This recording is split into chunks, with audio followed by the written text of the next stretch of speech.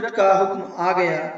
اسی موقع پر اللہ تعالیٰ نے پیارے نبی صلی اللہ علیہ وسلم کو ایک دعا بھی سکھائی، بہت ہی پیاری اور شیریں دعا۔ وَقُلْ رَبِّ ادْخِلْنِي مُدْخَلَ صِدْقٍ وَأَخْرِجْنِي مُخْرَجَ صِدْقٍ وَاجْعَل لِّي مِن لَّدُنكَ سُلْطَانًا نَصِيرًا۔ اور دعا کرو پروردگار مجھ کو جہاں بھی تو لے جا عزت کے ساتھ لے جا، اور جہاں سے بھی نکال عزت کے ساتھ نکال، اور اپنی طرف سے ایک اقتدار کو میرا مددگار بنا۔ مسلمان مظالم سہتے سہتے تنگ آ چکے تھے، صبر کا پیمانہ لبریز ہو چکا تھا۔ حالات کا یہ رنگ دیکھا تو پیارے نبی صلی اللہ علیہ وسلم نے مدینہ ہجرت کرنے کی اجازت دے دی، تاکہ دن رات کے عذاب سے چھٹکارا مل جائے۔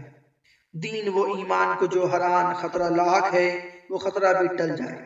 مسلمانوں نے چوری چھپے مدینے کا رخ کیا۔ البتہ کچھ لوگ قریش کی گھات میں آ گئے، وہ ہجرت کا موقع نہ پا سکے۔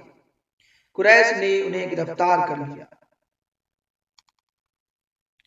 پھر بڑی بے رحمی سے ستایا، خوب ظلم کی بھٹی میں تپایا، تاکہ وہ تاب نہ لا کر دین سے بیزار ہو جائیں، ایمان سے ان کا دل کھٹا ہو جائے، اور بھولے سے بھی آپ صلی اللہ علیہ وسلم کا نام نہ لے۔ لیکن خود پیارے نبی صلی اللہ علیہ وسلم، جو ظالموں کا اصل نشانہ تھے، اپنے لیے حکم خدا کا انتظار کر رہے تھے۔ آپ صلی اللہ علیہ وسلم کی خواہش تھی آقا کی اجازت ہو تو مکہ کو خیر بات کہیں اور مخلص ساتھیوں سے جا ملیں، ان ساتھیوں سے جنہوں نے اللہ کے لیے اپنا وطن چھوڑا تھا، ان ساتھیوں سے جنہوں نے انصار کے شوق ملاقات میں نہ مال کی پرواہ کی نہ اولاد کی۔ وہ انصار کون تھے؟ وہی خوش نصیب جنہوں نے آپ صلی اللہ علیہ وسلم کی مدد کی تھی، آپ صلی اللہ علیہ وسلم کو حفاظت کی خدمات پیش کی تھی، اور جنہوں نے دست مبارک میں ہاتھ دے کر رائے خدا میں سرفروشی کا عہد کیا تھا۔ اللہ مہاجروں کا بھلا کرے، انہوں نے صرف خدا کے لیے کن کن نعمتوں سے ہاتھ دھویا، کیسی کیسی چیزوں پر صبر کر لیا۔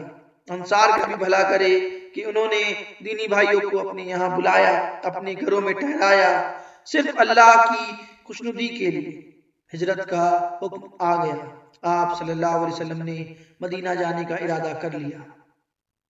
اس وقت قریش کی بھی سازش مکمل تھی، سارا خاکہ تیار تھا۔ بات کیا تھی؟ مسلمانوں کی ہجرت کا بڑا اچھا اثر پڑا، دعوت کے لیے ایک وسیع میدان ہاتھ آ گیا۔ لوگ اسلام کی برکتیں دیکھ کر بہت متاثر ہوئے، بہت تیزی سے اس کی طرف بڑھنے لگے، ہر طرف اسلام کا چرچا ہونے لگا، مسلمانوں کا زور بڑھنے لگا۔ قریش نے یہ دیکھا تو بہت گھبرائے، انہیں محسوس ہوا اب سامت سر پر منڈلا رہی ہے، طرح طرح کے خطرے سر اٹھا رہے ہیں۔ قریش و انصار میں نہایت زوردار جنگ کے بھی آثار نمایاں تھی، اس سے ان کی اور ہوش اڑ گئے۔ سوچا اس طرح تو ہمارا شام جانا بھی بند ہو جائے گا، تجارت بالکل ٹھپ ہو جائے گی، اور ہم دانے دانے کو ترس جائیں گے۔ وہ دارالندوہ میں جمع ہوئے کہ یہی ان کا مشاورت گھر تھا، یہاں سب لوگ سر جوڑ کر بیٹھے، کوئی ایسی تدبیر سوچنے لگے جس سے اسلام کا سیل رواں رک جائے اور چمنستان دین میں خاک ہونے لگے۔ لوگوں نے مختلف رائے پیش کی، ایک نے کہا محمد کے پاؤں میں بیڑیاں ڈال دیں اور کسی مکان میں بند کر دیں، ایک دوسرے نے کہا خدا کی قسم اگر محمد کو قید کیا تو ہر طرف چرچا ہو جائے گا، پھر تو بہت برا ہوگا، مسلمان فوراً چڑھائی کر دیں گے اور جب تک اسے ہم سے چھین نہیں لیں گے دم نہیں لیں گے۔ تیسرا بولا محمد کا یہاں رہنا اچھا نہیں، کہیں دور دراز علاقے میں چھوڑ آیا جائے، پھر وہ جہاں چاہے جائے اور جس جگہ چاہے رہے۔ چوتھا بولا یہ تو بڑی بودی رائے ہے، دیکھتے نہیں وہ کیسی میٹھی میٹھی باتیں کرتا ہے، کتنے سلیقے کی گفتگو کرتا ہے، منٹوں میں دل موہ لیتا ہے، ایسا کرنے میں تو خطرہ ہی خطرہ ہے، یا تو وہ کسی دوسرے قبیلے میں پہنچ جائے گا اور اپنی جادو بیانی سے انہیں ہم نوا بنا لے گا، اور ورنہ مدینہ پہنچ جائے گا، اور وہاں پہنچنا تو اور زیادہ خطرناک ہوگا، جاتے ہی وہ ساتھیوں کو ساتھ لے گا اور ہم کو پیس کر رکھ دے گا، پھر آخر ہم کیا کریں گے؟ सब एक साथ बोल उठे। आवाजों से घबराहट और मायूसी टपक रही थी।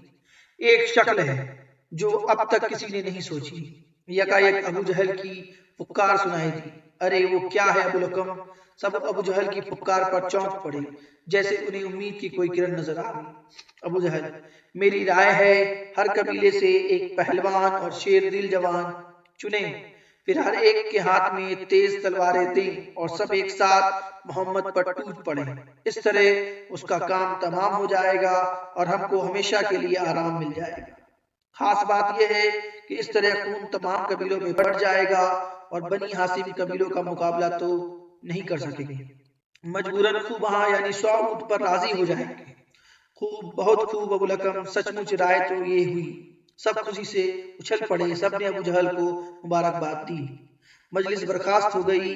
हर एक खुशी से नाच रहा था, गोया मोहम्मद दुनिया से चले गए। उनकी दावत का नामो निशान मिट गया। उनकी याद भी जहनों से महू हो गई।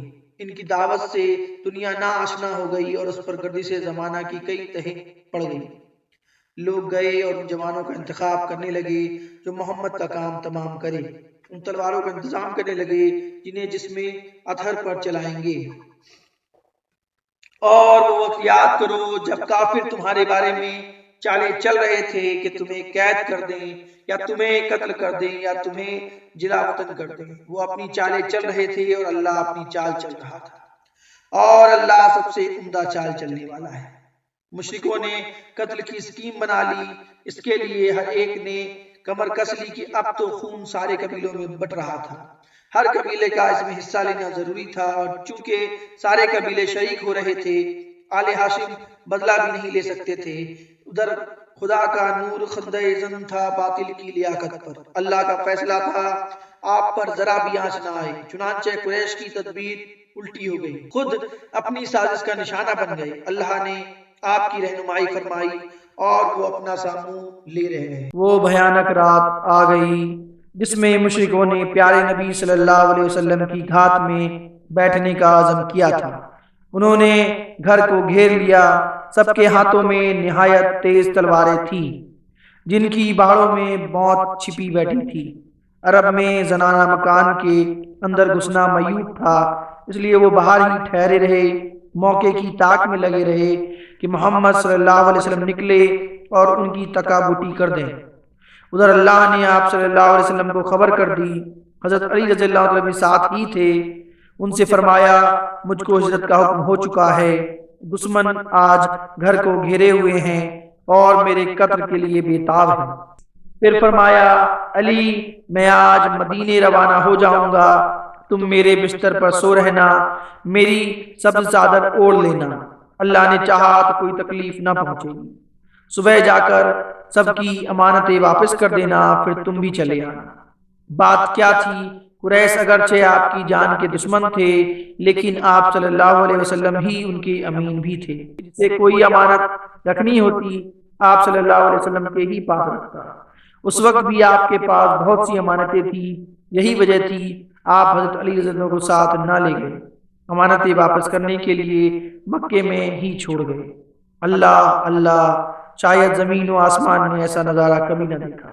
एक तरफ खून के प्यासे दुश्मन हैं, हाथों में खूब आसान तलवारें हैं, घर को घेरे हुए हैं कि आप बाहर निकलें और वो जिस्म मुबारक के पुर्जे उड़ा दें। दूसरी तरफ अमीन कुरैश, ये ईमानदारी है, अमानतों का उसके पास अंबार है।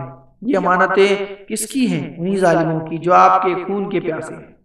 चाहें तो सारी अमानतें लेकर आप चले जाएं, न कोई आपका कुछ कर सके, न आपको कुछ कह सके।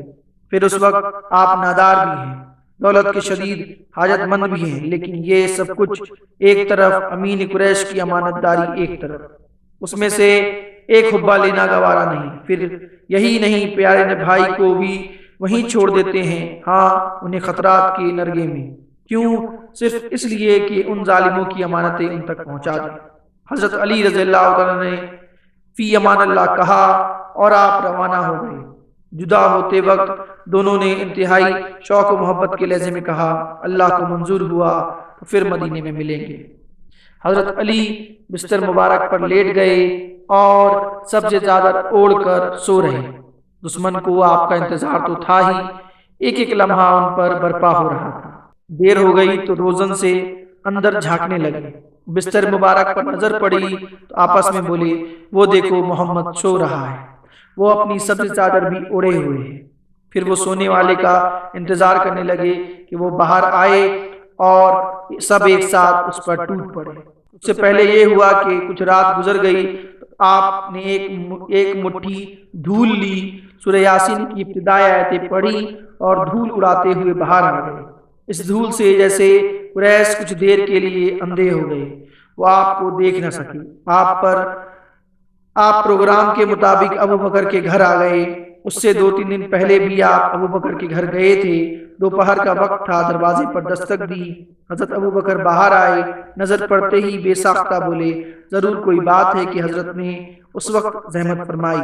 اجازت کے بعد آپ گھر کے اندر تشریف لے گئے، فرمایا یہاں کون لوگ ہیں، ذرا دیر کے لیے انہیں ہٹا دو، کچھ مشورہ کرنا ہے۔ حضرت ابو بکر نے کہا، اللہ کے رسول، یہاں آپ کی حرم کے سوا اور کوئی نہیں۔ عائشہ سے شادی ہو چکی تھی۔ فرمایا ہجرت کی اجازت آ گئی ہے، مکے سے اب ہمیں بھی چلنا ہے۔ حضرت ابو بکر نے کہا، میرے ماں باپ آپ پر فدا، کیا مجھ کو بھی رفاقت کا شرف حاصل ہوگا؟ کیا سفر میں بھی آپ کے ساتھ رہوں گا؟ فرمایا ہاں، تم کو بھی چلنا ہے، تیار ہو جاؤ، ہم دونوں ساتھ چلیں گے۔ یہ سننا تھا کہ ان کی آنکھوں میں خوشی کے آنسو تیرنے لگے۔ عرض کیا، اللہ کے رسول، میں نے کچھ سامان تیار کیا ہے جو جہاد میں کام آئے گا۔ سفر کے لیے 2 اونٹنیاں بھی تیار کر لی ہیں، عبداللہ بن ارکت سے بھی بات کر لی ہے، سفر میں اس سے سہولت رہے۔ فرمایا ابھی اونٹنیوں کی ضرورت نہیں، پہلے تو ہم جنوب کا رخ کریں گے، جبل سور کے ایک غار میں کچھ دن ٹھہریں گے۔ حضرت ابو بکر سمجھ گئے اس میں کیا مصلحت ہے۔ اس سے پہلے بھی وہ بارہا آپ کی حیرت انگیز سوجھ بوجھ کا تجربہ کر چکے تھے، جانتے تھے آپ کتنی باریک تدبیریں کرتے ہیں کہ دشمن اپنا ساموں لے کر رہ جاتے ہیں۔ جبل سور مکے سے جنوب میں ہے، تقریباً 5 میل کی مسافت پر، اور یمن کے راستے میں ہے۔ آپ سمجھتے تھے ہر شخص جو سنے گا محمد مکہ سے چلے گئے ہیں، سمجھے گا وہ مدینے ہی کے راستے میں ہوں گے اور شمال کی طرف دوڑے گا، کیونکہ مدینہ مکے سے شمال میں ہے۔ چنانچہ آپ نے ایسا نقشہ بنایا کہ پیچھا کرنے والے ناکام ہو کر لوٹ جائیں، ان کو پتہ بھی نہ چلے آپ کدھر گئے اور کہاں گئے۔ مکے کی آخری رات جبکہ دشمنوں نے گھر کو گھیر لیا تھا، سیدھے آپ ابو بکر کے گھر پہنچے، ان کو ساتھ لیا۔ گھر کے عقب میں ایک کھڑکی تھی، اس سے نکل کر باہر آئے اور رات کے پرسکون اور تاریک سناٹے میں تیز قدم بڑھانے لگے۔ مکے سے باہر پہنچے تو جنوب کا رخ کیا اور غار شور کی طرف تیزی سے بڑھے۔ صبح تڑکے ہی حضرت علی رضی اللہ عنہ کی آنکھ کھل گئی، وہ بستر چھوڑ کر اٹھ گئے۔ آہٹ ہوئی تو دشمن بھی چوکنے ہو گئے کہ اب کام کرنے کا وقت آ گیا، لیکن یہ محمد کے بستر سے کون اٹھا؟ لوگ بار بار بے کے ساتھ روزن سے اندر جھانکتے اور حیران ہو کر وہاں سے ہٹ جاتے۔ یہ سو کر اٹھنے والا محمد تو نہیں، تو ابو طالب کا چھوکرا علی ہے۔ ارے یہ کیا ہوا؟ ارے محمد کہاں ہو گیا؟ گھر تو ہر طرف سے ہمارے گھیراؤ میں تھا، پھر وہ کدھر سے نکل گیا؟ یہ وہ الفاظ تھے جو بے اختیار ان کی زبانوں سے نکلے۔ وہ بالکل حیرت کی مورت بن گئے۔ کیا ہم رات بھر علی کے لیے بیٹھے رہے؟ کیا ہم نے علی کو محمد سمجھ لیا تھا؟ علی آج محمد کے بستر پر کیوں سویا اور محمد کہاں چلا گیا؟ ہر ایک بدحواسی میں ایک دوسرے سے پوچھ رہا تھا، لیکن جواب دینے والا کوئی نہ تھا۔ کچھ ہی دیر میں اور آدمی بھی آ پہنچے۔ دیکھتے دیکھتے لوگوں کی بھیڑ لگ گئی، لوگ بے سے چلے آ رہے تھے کہ دیکھے محمد کا کیا حشر ہوا۔ یہاں پہنچے تو معلوم ہوا محمد تو کہیں چلے گئے، وہ تو ان کے ہاتھ ہی نہیں لگے۔ سب حیران رہ گئے، غم و غصہ سے بدحال ہو گئے۔ گھر میں گھس کر علی سے پوچھا، تمہارا ساتھی کہاں ہے؟ جواب ملا، مجھے نہیں معلوم۔ وہ علی کو پکڑ کر باہر لائے، بے تحاشا انہیں پیٹتے رہے کہ محمد کا پتہ چل جائے، لیکن علی بار بار یہی کہتے رہے، مجھے نہیں معلوم۔ جب وہ علی سے کچھ اگلوا نہ سکے تو انہیں لے جا کر مسجد حرام چلے گئے، وہاں انہیں قید کر دیا۔ وہاں بھی ان کو رحم نہ آیا، برابر ستاتے رہے، یہاں تک کہ کچھ رشتہ دار بیچ میں پڑے، اس طرح کہیں جا کر ان کی جان چھوٹی۔ جس روز مشرکوں نے قتل کی اسکیم بنائی اسی روز آپ صلی اللہ علیہ وسلم ہاتھ سے نکل گئے۔ اس کا مشرکوں کو سخت صدمہ ہوا، غصے سے وہ دیوانے ہو گئے، بدحواسی کے عالم میں ادھر ادھر ڈھونڈنے لگے۔ کوئی مدینے کی سمت دوڑا، کچھ لوگ لپک کر ابو بکر کے گھر گئے، جانتے تھے کہ ابو بکر آپ کے گہرے دوست ہیں، آپ کو ان سے خاص لگاؤ ہے۔ انہی لوگوں میں ابو جہل بھی تھا۔ کنڈی کھٹکھٹائی تو بڑی بیٹی اسما نکلی، باپ کہاں ہے؟ دیکھو صحیح صحیح بتانا، جھوٹ نہ بولنا۔ دشمنوں نے سوال کیا۔ اللہ نہ کرے میں جھوٹ بولوں، جھوٹ بولنے کی کیا بات ہے، مجھے کچھ پتا نہیں وہ کہاں ہے۔ اسما نے پوری بے خوفی سے جواب دیا۔ دشمن سمجھ گئے ابو بکر بھی محمد کے ساتھ ہی فرار ہو گئے۔ ابو جہل غصے سے بھرا ہوا تو تھا ہی، بدبخت سے برداشت نہ ہوا، پوری قوت سے معصوم گال پر ایک چانٹا رشید کر دیا۔ کان سے بالی جھٹک کر دور جا گری۔ پھر دشمن لوٹ آئے اور کوئی ایسا شخص تلاش کرنے لگے جو پیروں کے نشان پہچانے اور ان کی رہنمائی کرے۔ تلاش کے بعد ایک آدمی مل گیا جو پیروں کے نشان پہچاننے میں ماہر تھا۔ نام اس کا شراکا بن مالک تھا۔ وہ رسول اللہ صلی اللہ علیہ وسلم اور عاشق رسول کے پیروں کے نشانات دیکھتا ہوا چلا۔ پیچھے پیچھے قریش کا ایک مجمع تھا۔ چلتے چلتے مکے سے باہر آ گئے۔ اب سراقہ نے جنوب کا رخ کیا اور کوہ شور کی طرف بڑھا۔ لوگ سخت حیران تھے، ہر ایک تعجب سے کہہ رہا تھا آخر محمد کدھر گیا، جنوب کی طرف یا شمال کی طرف؟ دشمنوں کی سمجھ میں کچھ نہیں آ رہا تھا، لیکن وہ شراکا کے ساتھ چلتے رہے کہ شاید وہ کامیاب ہو جائے، شاید محمد کا پتہ چل جائے۔ شراکا ریت پر پیروں کے نشان دیکھ دیکھ کر چلتا رہا۔ پھر وہ کوئی شور پر چڑھنے لگا۔ اللہ اللہ، خدا نے رسول سے وعدہ کیا تھا، وہ دشمنوں کی سازش کو ناکام کر دے گا، آپ پر ذرا بھی آنچ نہ آنے دے گا، بھلا اس سے بڑھ کر سچا کون ہو سکتا ہے۔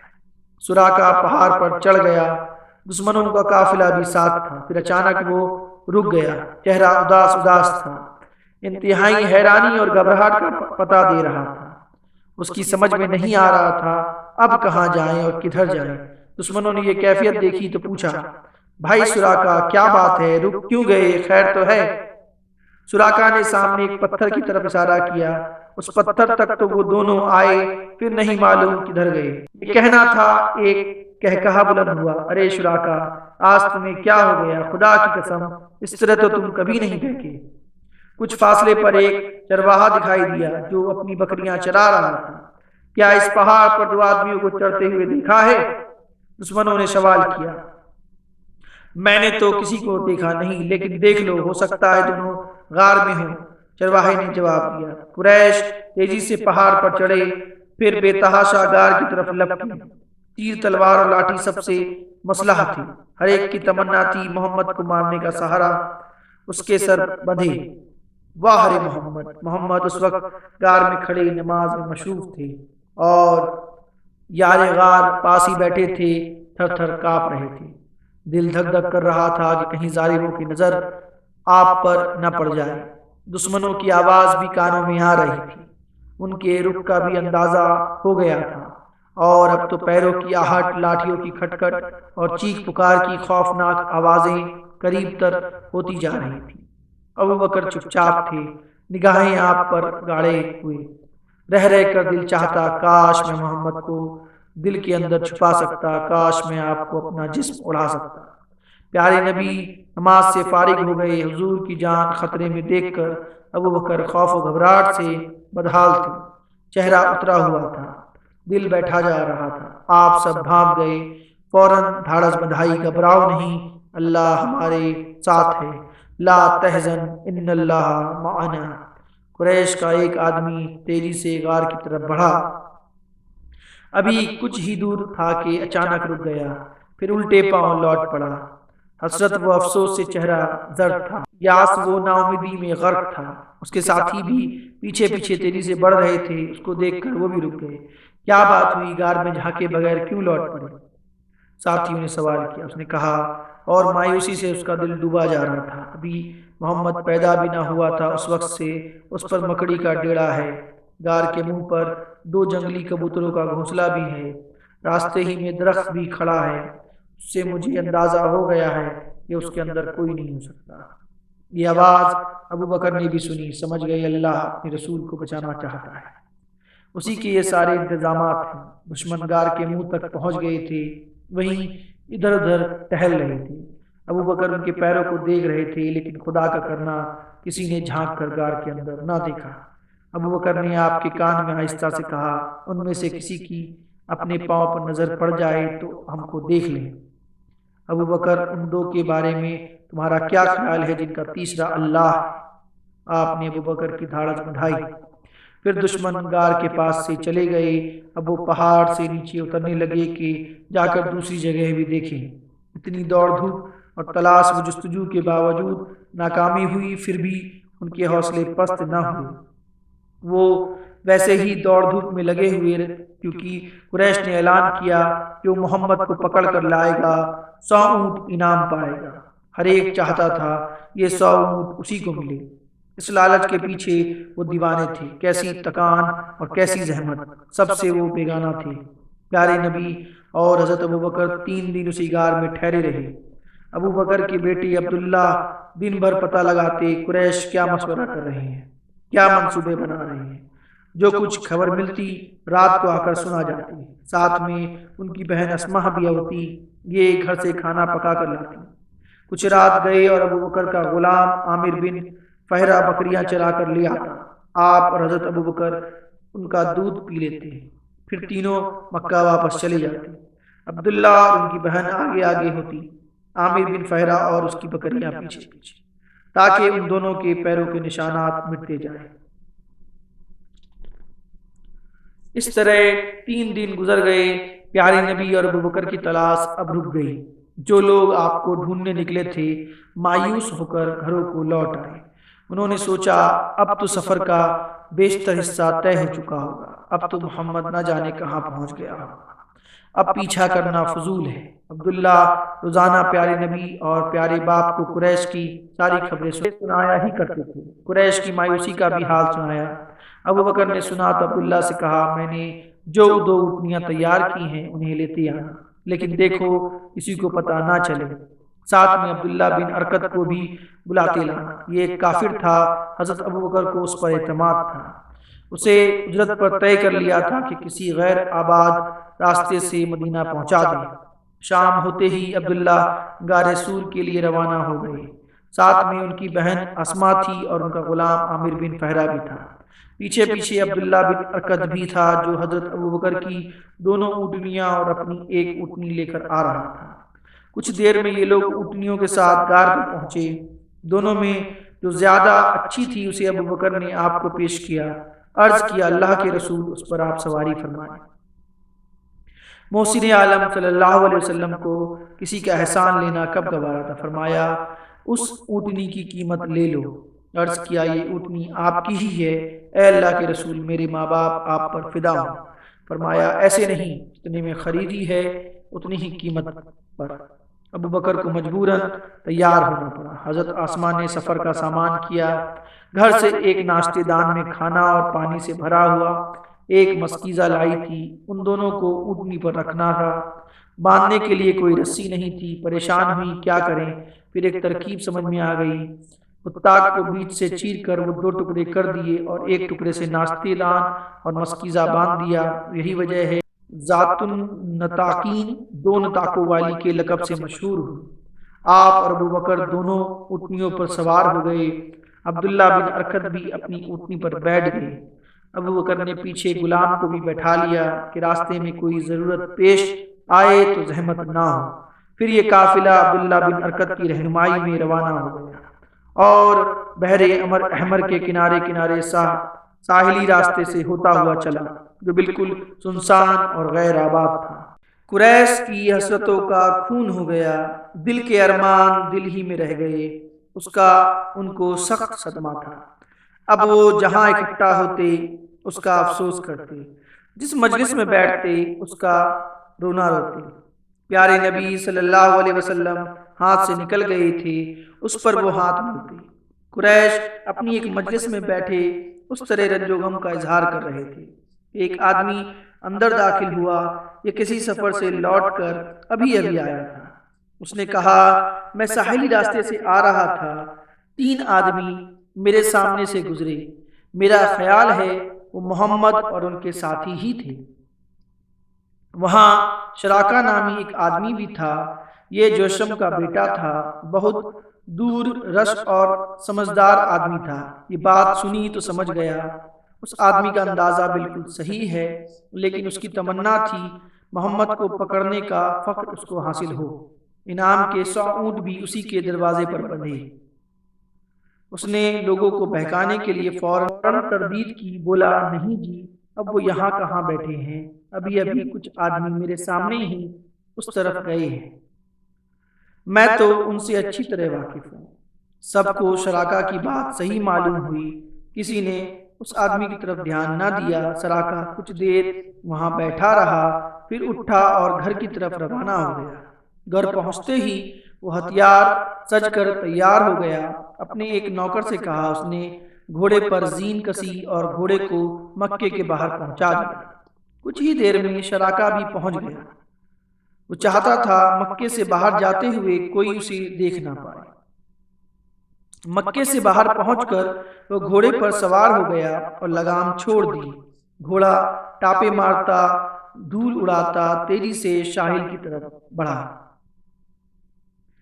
کیا یہ ممکن ہے شراکا محمد کو پا لے، جبکہ اللہ نے غار پر مڑلانے والے خطرات سے بچا لیا؟ نہیں، ہرگز نہیں۔ اللہ تعالیٰ محمد صلی اللہ علیہ وسلم کی طرف سے اپنی نظریں نہیں پھیر سکتا، جبکہ وہ وعدہ کر چکا ہے ساری سازشیں ناکام کرنے کی۔ گھوڑا بھی کچھ ہی دور بڑھا تھا کہ اس نے ٹھوکر کھائی۔ قریب تھا وہ شراکا کے زمین پر پھینک دے، لیکن شراکا تیزی سے سنبھلا اور پھر گھوڑے کو ایڑ لگائی۔ گھوڑا ہوا میں تیرنے لگا۔ زیادہ دور نہیں گیا تھا کہ پھر ٹھوکر لگی، لیکن شراکا کی ہمت پست نہ ہوئی۔ اس نے دوبارہ گھوڑے کو سنبھالا اور پھر ایڑ لگائی۔ اگرچہ اب وہ کچھ مروب تھا، کچھ خوف زدہ اور ہراساں تھا، کچھ مایوسی کا بھی شکار تھا۔ ادھر گھوڑا سرپٹ بھاگا چلا جا رہا تھا۔ قافلہ ایک دن رات برابر چلتا رہا، نہ کسی دشمن کا سامنا ہوا، نہ کوئی پیچھا کرنے والا نظر آیا۔ ابو بکر کو اب بالکل اطمینان تھا، دل کی گھبراہٹ اور پریشانی دور ہو چکی تھی۔ پیارے نبی کے بارے میں اب کسی خطرے کا اندیشہ نہ رہ گیا تھا۔ دوسرے دن دوپہر کا وقت تھا، دھوپ کی گرمی سے جسم بھنا جا رہا تھا۔ ابو بکر کی خواہش ہوئی حضرت کچھ آرام فرما لے۔ ہر طرف نظر دوڑائی، ایک چٹان کے نیچے سایہ نظر آیا، وہاں جا کر اتر گئے۔ جلدی سے آپ کے لیے جگہ ٹھیک کی، بکری کی کھال بچھائی، پھر کھانا پیش کیا۔ سب نے ایک ساتھ بیٹھ کر کھانا کھایا۔ آپ نے تھوڑی دیر کے لیے آنکھیں بند کر لی اور آرام فرمانے لگی۔ سورج اب ڈھل چکا تھا، پاس ہی ایک چرواہا بکریاں چرا رہا تھا۔ ابو بکر نے جا کر اس سے دودھ دھونے کو کہا، پھر حضرت کے پاس آئے، دودھ میں تھوڑا سا پانی ملا کر پینے کے لیے پیش کیا۔ آپ نے پی کر فرمایا، اب ہمیں یہاں سے چلنا چاہیے۔ پھر آپ وہاں سے روانہ ہونے لگے۔ اچانک ابو بکر کی نظر جنوب کی طرف پڑی، دیکھا ایک سوار بہت تیزی سے لپکا چلا آ رہا ہے۔ ابو بکر کا دل دھک دھک کرنے لگا۔ عرض کیا، اللہ کے رسول، اب تو ہم دھر لیے گئے۔ مگر آپ کے اطمینان کا وہی عالم تھا، بہت ہی سکون کے ساتھ فرمایا، ابو بکر گھبراؤ نہیں، اللہ ہمارے ساتھ ہے۔ اللہ سچ مچ ان کے ساتھ تھا۔ شراکا کا گھوڑا اب بہت قریب آ چکا تھا، اب وہ بالکل نظروں کے سامنے تھا۔ اس کی ٹاپوں کی آواز کانوں میں آ رہی تھی۔ یکایک بہت زور کی ٹھوکر لگی اور اس کے پاؤں گھٹنوں تک زمین میں تھے اور سوار لڑک کر زمین پر۔ اس کا چہرہ ریت سے بالکل آٹ گیا اور ہمت نے جواب دے دیا۔ شراکا کو اب یقین ہو گیا آثار اچھے نہیں، میں نے جس کام کا بیڑا اٹھایا ہے خدا اس سے راضی نہیں۔ وہ وہیں رک گیا اور زور سے آپ کو اور ساتھیوں کو آواز دی، میں جسم کا بیٹا شراکا ہوں، ذرا ٹھہر جاؤ، میری ایک درخواست ہے، بخدا میں کوئی نقصان نہیں پہنچاؤں گا، اطمینان رکھو، میں کچھ نہیں کروں گا۔ ابو بکر، پوچھو کیا چاہتا ہے؟ پیارے نبی نے ارشاد فرمایا۔ ابو بکر نے کہا، کہو کیا چاہتے ہو؟ شراکا نے عرض کیا، امن کی تحریر۔ رحمت عالم صلی اللہ علیہ وسلم نے درخواست قبول کی اور ابو بکر کو لکھنے کا حکم دیا۔ چمڑے کا ایک ٹکڑا تھا، آپ نے جو کچھ فرمایا ابو بکر نے اس پر لکھ دیا، پھر شراکا کو دے دیا۔ شراکا نے اس کو لیا اور گھوڑے پر سوار ہو کر مکے لوٹ آیا۔ یہ سب کچھ ہوا تھا لیکن سراقہ نے کسی سے کچھ نہ بتایا۔ اب اس کو آپ سے بے حد محبت تھی، بے انتہا الفت اور ہمدردی تھی۔ اب اگر وہ دیکھتا کوئی آپ کا پیچھا کرنے جا رہا ہے یا تلاش کی گھر سے نکل رہا ہے تو اسے بہکاتا اور جس طرح بن پڑتا روکنے کی کوشش۔ پیارے نبی صلی اللہ علیہ وسلم کی ہجرت ہوئی تو مکے میں علی رضی اللہ تعالیٰ کے لیے کچھ نہ رہا۔ ایک تو جان کا خطرہ، پھر آپ سے دوری کا صدمہ، وہاں کی ایک ایک چیز کاٹنے لگی اور ذات گرامی کی یاد ستانے لگی۔ اب وہ ہر وقت بے قرار رہتے اور آپ سے ملنے کے لیے بےتاب۔ امانتوں کی واپسی سے چھٹی ملی تو موقع پاتے ہی مکہ سے روانہ ہو گئے۔ سواری کے لیے نہ کوئی اونٹنی تھی نہ کھچر، لیکن آپ سے جا ملنے کے شوق میں پیدل ہی چل پڑے۔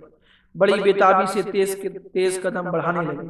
سبحان اللہ، یہ تھے علی کی وفاداری، یہ تھی علی کی شہادت مندی۔ کتنے اونچے انسان تھے وہ، کتنے نیک تھی ان کی طبیعت۔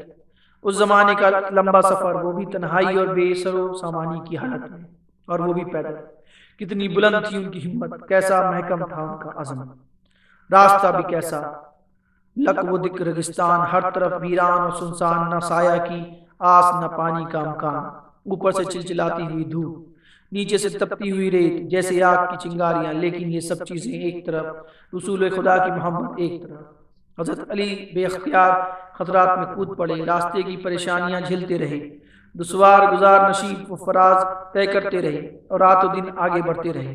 ان کو بس ایک ہی دھن تھی، ایک ہی آرزو تھی، ایک ہی تمنا تھی، پیارے بھائی کا دیدار، مخلص دوستوں سے ملاقات، اور بس وہ چلتے رہے یہاں تک کہ تلوے لہو لہان ہو گئے، پیر بے جان ہو گئے، چلنے کی طاقت نہ رہی، لیکن حوصلے بھی جوان تھے۔ ایک دھن تھی جو انہیں بے اختیار کھینچے لیے جا رہی تھی، اور ان کے پیر خون میں نہاتے ہوئے پیر تیزی سے بڑھے چلے جا رہے تھے۔ ان کو یہ گوارا نہ تھا کہ ذرا ٹھہر کر دم لے لیں، تکان سے چور جسم کو کچھ آرام دے سکیں۔ وہ درد کی ٹس اور تکان کی تکلیف پر صبر کرتے رہے اور بےتابی کے ساتھ کعبہ مقصود کی طرف بڑھتے رہے۔ کعبہ مقصود پیارے نبی صلی اللہ علیہ وسلم کی طرف دوڑتے رہے۔ مدینے سے 3 میل کے فاصلے پر ایک چھوٹی سی آبادی تھی، یہ ذرا اونچائی پر واقع تھی، عالیہ اور قبا کے نام سے مشہور تھی۔ یہاں مسلمانوں کے کئی اونچے گھرانے تھے۔ پیارے نبی صلی اللہ علیہ وسلم ان کے مہمان ہوئے، 14 دن وہیں ٹھہرے رہے۔ وہاں کے دوران قیام میں خود دست مبارک سے ایک مسجد کی بنیاد ڈالی جو مسجد قبا کے نام سے مشہور ہوئی۔ یہیں پر علی کی آپ سے ملاقات ہوئی اور چھوٹا مجاہد بڑے مجاہد کے ساتھ ہو گیا۔ اب خوشی کا کیا ٹھکانا تھا، ایک ساتھ 3 خوشیاں اکٹھا تھیں۔ آپ سے ملاقات کی خوشی، دشمنوں سے نجات کی خوشی، اور پھر جانشار ساتھیوں میں پہنچنے کی خوشی۔ 14 دن گزر گئے تو آپ نے ساتھیوں کے ساتھ شہر کا رخ کیا۔ مدینے میں آپ کی آمد کی خبر پہنچ چکی تھی۔ اب کیا تھا، ہر طرف عجیب و غریب منظر تھا۔ مسلمان، مشرک اور یہودی سب خوش تھے اور مسرت کے گیت گا رہے تھے۔ سارے ہی لوگ شوق و محبت سے بےتاب تھے، ہر طرف ایک ہما ہمی تھی، ہر طرف آپ کی آمد تھی۔ سب پر انتظار کا عالم تھا، ننھے بچے تک خوشی سے ناچ رہے تھے اور گلیوں میں کہتے پھر رہے تھے، پیارے نبی آ رہے ہیں۔ لوگ ہر روز صبح سویرے شہر سے باہر نکل جاتے اور بےتابی کے ساتھ افق پر نظریں جما دیتے۔ اسی طرح وہ پہرو آپ کا راستہ دیکھتے رہتے، پھر مایوس ہو کر حسرت کے ساتھ لوٹ آتے۔ ایک دن وہ انتظار کر کے واپس جا چکے تھے کہ ایک اونچے ٹیلے سے آواز بلند ہوئی اور ساری فضا میں گونج اٹھی، لوگوں جس کا انتظار تھا وہ آ گیا۔ یہ ایک چھوٹا سا جملہ تھا جس پر سارا مدینہ بےتاب ہو اٹھا۔ سب کے دل بلیوں اچھلنے لگے، مردوں کے سینے خوشی سے مڑ گئے، بچوں اور عورتوں کے چہرے پھول کی طرح کھل اٹھے۔ یہ آواز ایک یہودی کی آواز تھی جو مسلمانوں کی طرح بےتابی سے محمد کا انتظار کر رہا تھا۔ اس نے اپنی آنکھوں سے دیکھا ہر مسلمان محمد کے انتظار میں خوشی سے بے قابو ہے۔ ہر ایک کے گھر عید کا سماں ہے، ہر سوا ایک عجیب دھوم دھام اور چہل پہل ہے، کیوں محمد آ رہے ہیں۔ اس سے وہ بہت متاثر ہوا۔ اب اس پر بھی ایک انتظار کا عالم تھا۔ آج اس نے دیکھا ایک چھوٹا سا قافلہ آ رہا ہے، سمجھ گیا یہ وہی ہر دل عزیز مہمان ہے۔ خوشی سے پکار اٹھا، لوگوں جس کا انتظار تھا وہ آ گیا۔ تمام بوڑھے اور جوان بے تابانہ گھروں سے نکل آئے اس نئے مہمان کے استقبال کے لیے۔ اکثر لوگ آپ کو پہچانتے نہ تھے کیونکہ انہوں نے کبھی دیکھا نہ تھا، لیکن ان کے دل آپ کو خوب جانتے تھے۔ ان کے سینے میں شوق و محبت کا ایک سمندر ٹھاٹھے مار رہا تھا۔ کھجور کے ایک درخت کے نیچے پیارے نبی صلی اللہ علیہ وسلم کی اپنے ساتھیوں سے ملاقات ہوئی۔ لوگ شوق سے بے تاب تھے لیکن پہچان نہ سکتے تھے۔ حضرت ابوبکر نے دھوپ سے بچانے کے لیے سر پر چادر تانی، تب لوگوں کو معلوم ہوا یہی اللہ کا پیارا رسول ہے۔ یہ جمعہ کا دن تھا، راستے میں نماز کا وقت ہو گیا۔ اس وقت آپ بنی سالم کے محلے میں تھے۔ آپ نے جمعہ کی نماز یہیں ادا فرمائی۔ آپ کے ساتھ ان جانشاروں نے بھی نماز ادا کی جو آپ کو دیکھنے سے پہلے ہی مسلمان تھے۔ اس کے بعد رسول خدا صلی اللہ علیہ وسلم مدینے میں داخل ہوئے، اس پاک سرزمین میں جس نے آپ کو ہاتھوں ہاتھ لیا جبکہ وطن نے آپ کا ساتھ نہ دیا۔ آپ کے ننیالی رشتہ دار بنو نجار ہتھیار سج سج کر آ گئے۔ قبا سے مدینے تک آپ کے دونوں طرف جانشاروں کی قطاریں تھیں۔ ایک عجیب و غریب منظر تھا۔ برسہ برس گزر گئے تھے، خوشی و غم کے ہزارہ واقعات پیش آ چکے تھے، بڑے سے بڑے میلے اور جشن منائے جا چکے تھے، لیکن مدینے کی گلیوں نے کبھی ایسا نظارہ نہ دیکھا تھا۔ مدینے کے ہر خاندان کی تمنا تھی رسول خدا صلی اللہ علیہ وسلم کو اپنا مہمان بنائے۔ ہر قبیلہ سامنے آ کر عرض کرتا، اللہ کے رسول آپ ہمارے یہاں ٹھہرے، دیکھیے یہ گھر ہے، یہ مال، یہ جان۔ رسول خدا صلی اللہ علیہ وسلم مسکراتے ہوئے ان کا شکریہ ادا فرماتے اور دعائے خیر کرتے۔ اس وقت آپ اونٹنی پر سوار تھے۔ آپ نے اس کی مہار ڈھیلی کر دی اور فرمایا میں وہاں ٹھہروں گا جہاں اللہ ٹھہرائے گا۔ اونٹنی مدینے کی گلیوں میں چل رہی تھی اور صحابہ آپ کے ارد گرد تھے۔ لوگوں کا ایک نبوہ تھا جو جوش میں نعرہ لگا رہا تھا، اللہ اکبر، محمد آ گئے، اللہ اکبر، رسول خدا آ گئے۔ ننھے ننھے لڑکے اور معصوم بچیاں دف بجا رہی تھی اور خوشی میں گاتی جا رہی تھی، چودھویں کا چاند ہمارے سامنے نکل آیا، ودا کی گھاٹیوں سے ہم پر خدا کا شکر واجب ہے، جب تک دعا مانگنے والے دعا مانگے، اے ہم میں آنے والے یہاں تیری باتیں سنی جا رہی ہیں۔ عورتیں گھروں کی چھتوں پر چڑھ گئی تھی اپنے معزز مہمان کی ایک نظر دیکھ لینے کے لیے، مرد اونچی اونچی جگہوں پر چڑھ گئے تھے اور اس طرح آپ کو خراج عقیدت پیش کر رہے تھے۔ پیارے نبی صلی اللہ علیہ وسلم کی اونٹنی چلتی رہی پھر ایک جگہ آ کر ٹھہر گئی اور وہیں بیٹھ گئی۔ یہ خاندان بنو نجار کے 2 یتیموں کی زمین تھی، اس میں کچھ قبریں تھی، کچھ کھجور کے درخت تھے۔ اونٹنی بیٹھی تو پیارے نبی صلی اللہ علیہ وسلم نیچے اتر آئے، فرمایا یہ زمین کس کی ہے؟ آپ یہاں مسجد بنانا چاہتے تھے۔ افرا کے بیٹے معاذ آگے بڑھے، عرض کیا رسول خدا، سہل اور سہیل 2 یتیم بچے ہیں، یہ زمین انہی کی ہے، باپ کا سایہ سر سے اٹھ چکا ہے، اب وہ دونوں میری پرورش میں ہیں، آپ خوشی سے یہاں مسجد بنوائیں، میں انہیں راضی کر لوں گا۔ آپ نے ان یتیم بچوں کو خود بلا بھیجا، دونوں نے یہ زمین مفت دینی چاہیے، آپ نے یہ پسند نہیں فرمایا اور قیمت دے کر خرید لی۔ پھر زمین برابر کی گئی اور مسجد بننی شروع ہو گئی۔ آپ حضرت ابو ایوب انصاری کے مہمان ہوئے، اب کیا تھا، وہ برکتوں سے نہال ہو گئے۔ حضرت ابو ایوب آپ کا بہت خیال رکھتے، ہر طرح کا آرام پہنچانے کی کوشش کرتے۔ 7 مہینے آپ یہیں ٹھہرے رہے، اس مدت میں مسجد بن کر تیار ہو گئی۔ پھر مسجد کے قریب ہی امہات المومنین کے لیے کچھ کوٹریاں بنائی جن کو حجرہ کہتے ہیں۔ اب آپ یہیں چلے آئے۔ رسول خدا صلی اللہ علیہ وسلم قبیلہ بنی نجار میں ٹھہرے تو قبیلے والوں کو کتنی خوشی ہوئی اس کا اندازہ کون کرے۔ بنی نجار کی چھوکریاں خوشی سے اچھلتی تھی اور بے خود ہو کر یہ گیت گاتی تھی، ہم خاندان بنی نجار کی بیٹیاں ہیں، اے محمد ہمارے پاس رہے۔ پیارے نبی صلی اللہ علیہ وسلم مدینے میں رہنے لگے۔ رہتے رہتے کافی دن ہو گئے۔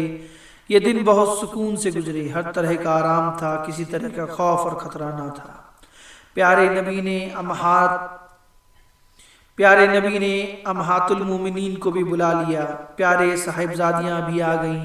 حضرت ابو بکر نے اپنے بیٹے عبداللہ کو لکھ دیا، وہ بھی ماں بہنوں کو لے کر مدینہ آ گئے۔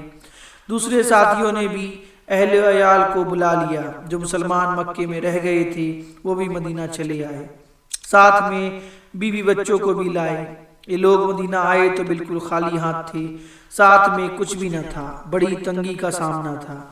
انصار ان کی بہت مدد کرتے، ان کے آرام کا خیال کرتے، لیکن پھر بھی کوئی باقاعدہ انتظام نہ تھا۔ پیارے نبی کے حسن تدبیر کو کیا کہیے، بس سینے اور داد دیجیے۔ آپ نے انصار اور مہاجرین کو جمع کیا، انصار سے فرمایا یہ مہاجرین تمہارے بھائی ہیں۔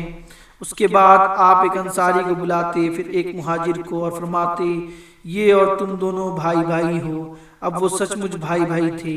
انصار اپنے اپنے بھائیوں کو اپنے گھروں پر لے گئے، انہیں اپنے یہاں ٹھہرایا، رہنے کے لیے گھر دیا، مال و جائیداد میں ان کا حصہ لگایا اور ہر طرح کا آرام وہاں پہنچایا۔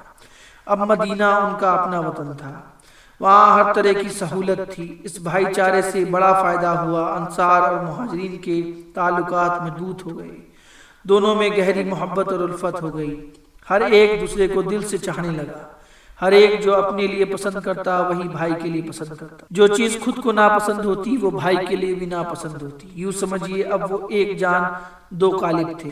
مہاجرین تو ہاتھ پیر مارنے کے عادی تھے، موقع پاتے ہی کاروبار میں لگ گئے، کوئی تو تجارت میں لگ گیا، کوئی انصار کی زمینوں میں کاشت کرنے لگا۔ حرکت میں برکت ہوئی تو ہوتی ہی ہے، اللہ نے کاروبار میں برکت دی، بہت جلدی وہ اپنے پیروں پر کھڑے ہو گئے اور پھر سے اپنے اپنے گھر بسا لیے۔ کچھ مسلمان ایسے بھی تھے جو بہت مفلس تھے، رہنے کے لیے کوئی ٹھکانہ نہ تھا، کسی کاروبار کے بھی لائق نہ تھے، دو دو تین تین دن فاقے میں گزر جائے۔